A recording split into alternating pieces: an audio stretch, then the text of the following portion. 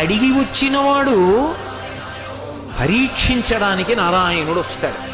ఒకప్పుడు డొక్కా సీతమ్మ గారు ఎంత అన్నదానం చేసేదో మహాతల్లి. ఓ బ్రాహ్మణుడు వచ్చాడు, కూర్చోబెట్టి అన్నం పెడుతోంది. ఆయన అన్నాడు, నాకు పెళ్ళవలేదు, ఇన్నాళ్లకు ఓ పెళ్లి కూతురు ఒప్పుకుంది చేసుకుంటానని, కానీ బంగారు ఆభరణం ఏదైనా పెట్టమంది, ఏదైనా ఆభరణం ఇస్తే అన్నం తింటా, లేకపోతే తిన్నన్నాడు. అప్పటికే అన్నదానానికి ఆవిడ ఒంటి మీద నగలన్నీ వెళ్ళిపోయి ఒక్క కంటి ఉంది. ఆవిడ భర్త వంక చూసి కంటి ఇచ్చేస్తానంది. ఆయన పక్కకి రమ్మనన్నాడు, అన్నీ అయిపోయాయే, ఆ కంటె ఒకటే ఉంది. ధూర్త బ్రాహ్మణుడు అన్నం పెడితే బంగారం అడుగుతున్నాడు, ఇవ్వకు, తినకపోతే పోతాడన్నాడు. తప్పు. అతిథి విష్ణు స్వరూపం, అభ్యాగతి స్వయం విష్ణు. కాబట్టి ఆయనకి అన్నం పెట్టినప్పుడు బంగారం ఇచ్చేస్తాను. ఏమవుతుంది, పెళ్లి చేసుకుంటాడు, మంచిదేగా. కంటె ఒంటి మీద ఉంటే ఏమవుతుంది, శాశ్వతమా?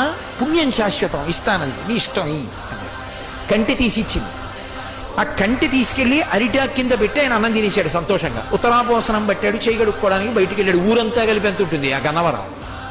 కాబట్టి ఆ బంగారు కంటె కనపడింది ఆకెత్తుతుంటే సీతమ్మ గారికి. అయ్యో వెర్రి బ్రాహ్మడు కంటె మరిచిపోయాడని పరిగెత్తుకెళ్ళారు పిలుద్దామని. కనపడలేదు. భర్తని పిలిచి వెతకమన్నారు, ఎక్కడా కనపడలేదు. అయ్య బ్రాహ్మణుడు ఇంత కంటె అడిగాడు, వెళ్ళిపోయాడని పడుకుని నిద్రపోయారు. ఆవిడికి కలలో శ్రీ మహావిష్ణువు కనపడ్డారు.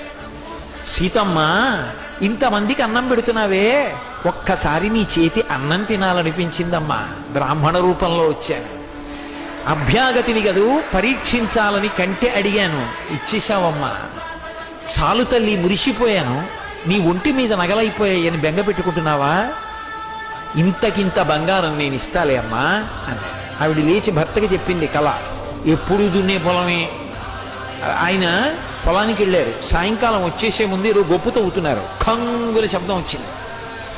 కొంచెం మట్టి తీసి చూశారు. ప్రదోష వేళ బిందె కనపడింది. ఉత్తరీయంలో మూట కట్టి ఇంటికి తీసుకొచ్చి మూత విప్పి చూశారు. బిందె నిండా బంగారు కాసులు. అంత ఐశ్వర్యం ఇచ్చేశారు శ్రీ మహావిష్ణువు.